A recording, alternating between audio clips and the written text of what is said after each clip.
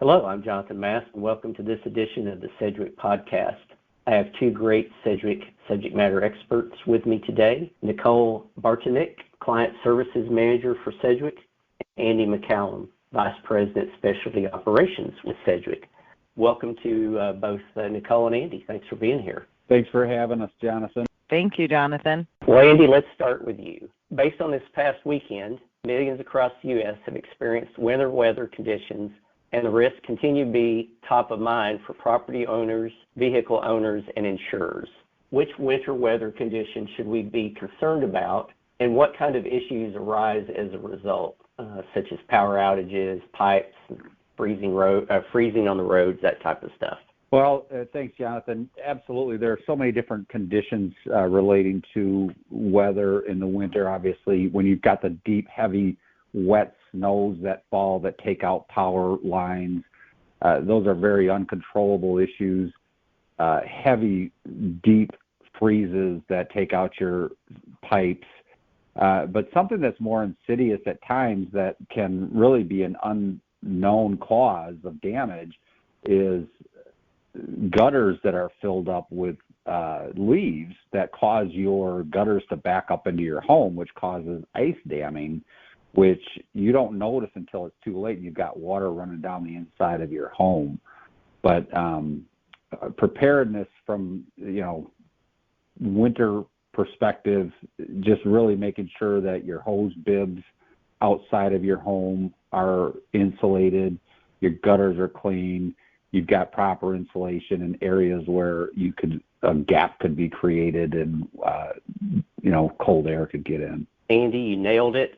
I moved to the Midwest many years ago, and the very first winter, we had a big snowstorm, and a few days later, I went in one of our off bedrooms, and it felt like I was walking through, walking on wet carpet, couldn't figure out where it was coming from, and sure enough, insurance people came out, and they said I had an ice dam, and it was for that exact reason. Our gutters and stuff were frozen up, and then it was pushing the water back up and through and over the inside of the house first. Yes. And then when we're talking about what is the impact for insurers?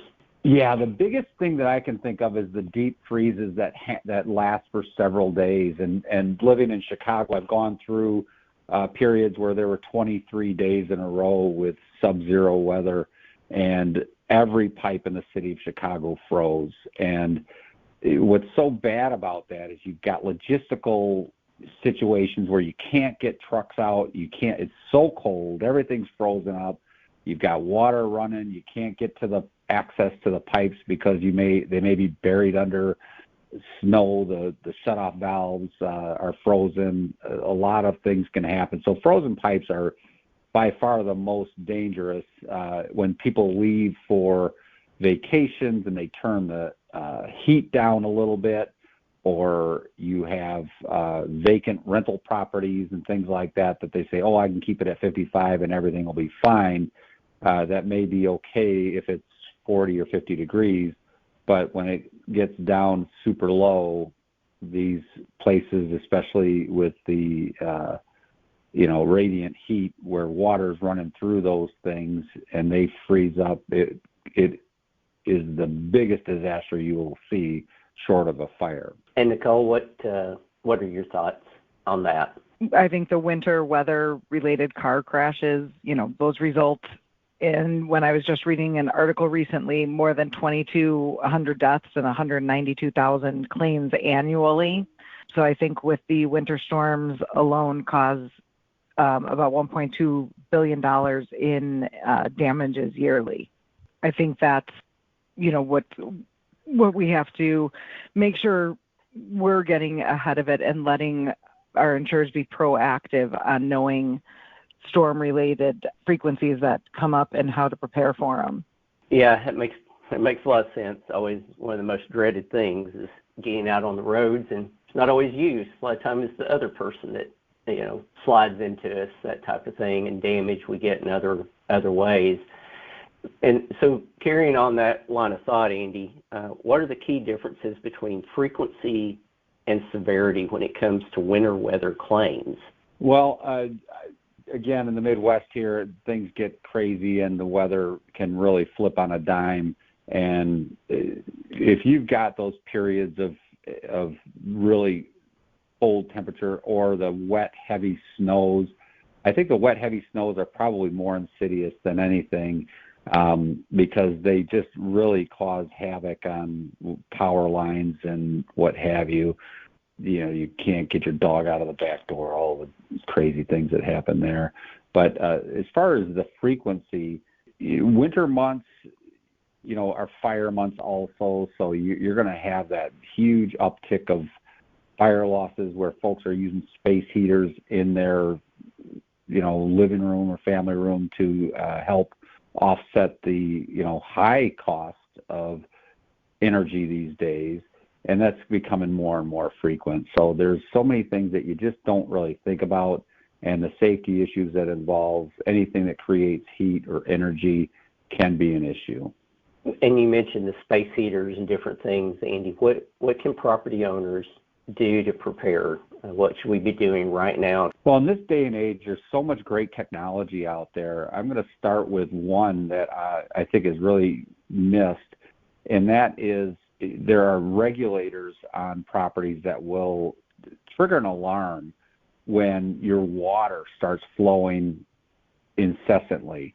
There are great devices now that can monitor the flow of your water throughout your home. So if you have a situation where you have a frozen pipe and all of a sudden the pipe bursts, it will trigger an alarm, and it can actually, there are some that actually will shut your water off automatically. It will send a note to your phone telling you that there's water running, or there's smoke in your house, or there's carbon monoxide or something happening in your house.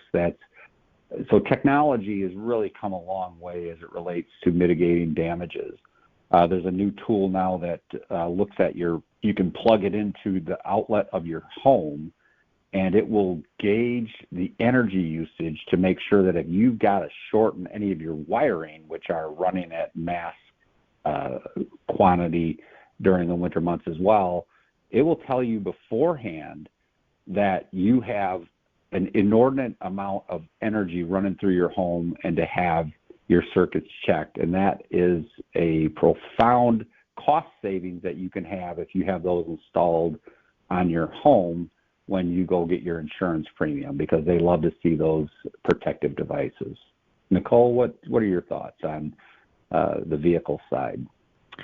Definitely, during the winter months, frequency and, single car accidents and accidents in general go up. And it's just really preparing your day, knowing that if the weather is cold, icy, sleet, snow, that you're giving yourself that extra time to prepare and get to your destination, leaving more space for stopping, on wet, icy or snowy covered roads.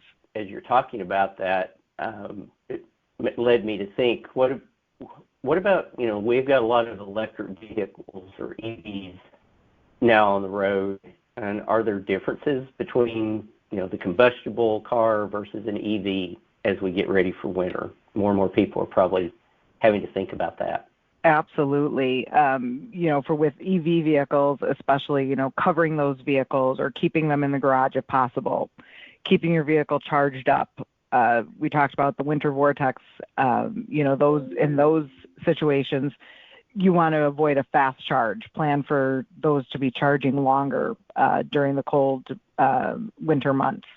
Topping off your tire pressure, precondition your vehicle before hitting the road, making sure that you've got the climate control system warm up to the interior and the battery while still connecting it to a power source. When ready to go, use the seat and steering wheel heaters versus the full cabin heater to reduce draining that battery. Using eco mode will also help reduce the battery drainage and extend your range. Driving smoothly is going to help use regenerative braking where possible. If stopped or in an idle, EV battery packs, they deplete at an average of, I think it's 2.2% per hour. So making sure that that battery is fully charged in the winter months, and really just informing yourself about the electric vehicle and how it works, staying informed about the winter weather conditions in your area. So you're reducing the EV anxiety, and, you're keeping yourself and others safe around you. Kind of going back to your earlier comment too, and staying on the cars and the insurance or things that can happen. Do you see, obviously potholes as the winter goes along more and more? That always seems to be on the news and a problem. Are there any differences in damage to an electric vehicle versus a typical gas car? Potentially, like you hit a big pothole, does that affect that in any way? And that is absolutely going to be one thing that you're going to want to keep in mind. Electric vehicles, they're still newer. So you're going to want to make sure that when you are having repairs done, that you're getting it to a shop that actually knows what they're doing with electrical vehicles and how to perform, diagnostic, and making sure that they're aware of the differences that could occur in damages between electric vehicles and your regular standard auto. So, Andy, what kinds of services are necessary beyond loss adjusting to assist insurers and their policyholders, so in repair solutions, temporary housing, et cetera? What do we need to know about that? Well, if you think of somebody that's undergone a significant loss, whether it be a water loss or a fire loss or you name it, and I call them all catastrophes, right? If somebody has a significant loss at their home, they are undergoing a very transformative moment, because typically somebody only has one, maybe two losses in their lifetime. A claim professional may have 5 in a day. So the empathy that exists, that we need to provide the resources, so repair solutions to board up the home or provide a quick, protecting the home, they can be summoned out to the loss location. Temporary housing, where you could bring somebody into a warm space where they're, out of their home. They need to find somebody or some place to live. And it could be a hotel, it could be a house, it could be anything. But our temporary housing group does a great job of placing folks near where they live and have great relationships with all of the folks that provide housing.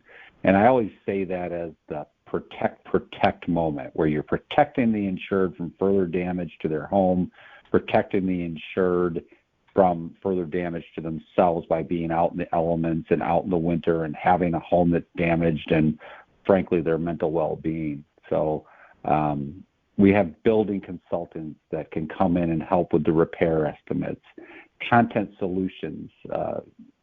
And Jonathan, I'm going to kind of go really in depth on this one, because if you think of somebody that suffered a pretty significant loss to their home, the last thing they want somebody to do is hand them a stack of papers and say, fill out everything that was in your home that was just destroyed and get them back to me within the next couple of weeks.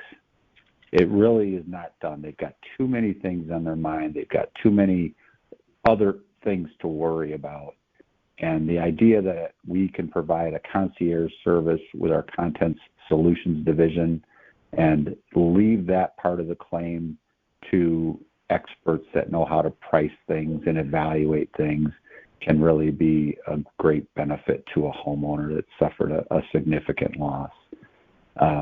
And then finally, expert services, forensic accounting services. If they've got a significant loss of an ALE loss, or an engineer that can come and do a cause and origin, or provide, let's say that you button the house back up and you didn't determine what the cause of loss was. And all of a sudden the same thing happens again, where you have a short in a wire or a potential, incipient problem to the home that doesn't get caught, and they button it back up and then it starts on fire again. So there's all kinds of things that Sedgwick can provide as far as solutions that relates to a homeowner loss. And quite frankly, it's one-stop shopping. Anything that you could think of that can happen on an insurance claim, Sedgwick has a service that can provide empathetic service for that. Well, as we wrap it up, we're going to ask Nicole and Andy to pull out your farmer's almanac, I guess. What do you both envision for this 2024 winter weather season? See happening on forecast and just final words on what we should do. So start with you, Nicole, and let Andy finish up there. Absolutely. It's always hard to predict winter weather patterns. The end of 2023, the winter weather-related losses have relatively been minimal compared to, years in the past. It's winter, so we know that can change at any time. Some scientists are saying that 2024 is supposed to be slightly warmer than 2023, but the type of storm activity and possible damage is obviously anyone's guess. And the best advice I can really give is just be prepared for anything in these crazy weather storms we've been seeing lately throughout the nation. Andy, what do you think? Yeah, well put. And we are in an El Nino phenomenon year. So if you look back at the history of El Nino and the weather patterns that exist, Nicole is exactly right. You have probably more temperate weather. It's warmer, but it's wetter, and you have higher extremes and higher highs and higher lows. And within those weather patterns can be some really significant damage that can occur. It could be massive snowfalls, followed by a rainstorm the next day. You just don't know what to expect in El Nino years, and we are right in the throes of an El Nino. So it's certainly something that we need to look out for and be prepared for, quite frankly. Well said, and I guess we'll come back and check and see if the woolly worms are fuzzier or whatever after the winter's over and see how close the predictions were, but you've both given us very solid, great advice. All these things are important to remember, and of course you can visit www.sedgwick.com and get more information on all the services that Andy and Nicole talked about. So thank you both for being with us today. Thank you. Thanks, Jonathan.